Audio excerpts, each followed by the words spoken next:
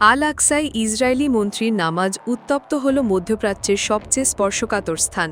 ইসরায়েলের কট্টরপন্থী জাতীয় নিরাপত্তা মন্ত্রী ইতামার বেনগভির রোববার জেরুজালেমের বিতর্কিত আল আকসা মসজিদ প্রাঙ্গণে প্রবেশ করে সেখানে নামাজ আদায় করেছেন বলে দাবি করেছেন। এই কাজের মাধ্যমে তিনি বহু দশকের পুরনো স্ট্যাটাস কুয়ো বা ধর্মীয় ভারসাম্যের নিয়ম ভেঙেছেন বলে অভিযোগ উঠেছে।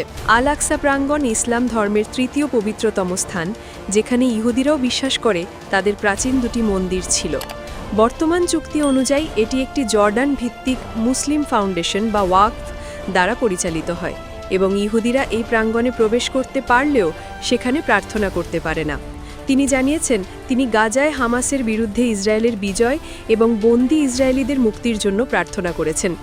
এছাড়াও তিনি আবারও গাজার পুরো এলাকা দখলের আহ্বান জানিয়েছেন। টেম্পল মাউন্ট অ্যাডমিনিস্ট্রেশন নামক একটি ছোট ইহুদি সংগঠনের ভিডিওতে দেখা যায় বেনগভির আল আকসায় একটি দল নিয়ে হাঁটছেন।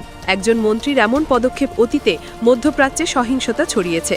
তাই প্রশ্ন উঠছে, এই পদক্ষেপ শুধু রাজনৈতিক নাটক নাকি আবারও রক্তপাতের পথে এক ধাপ এগিয়ে যাওয়া।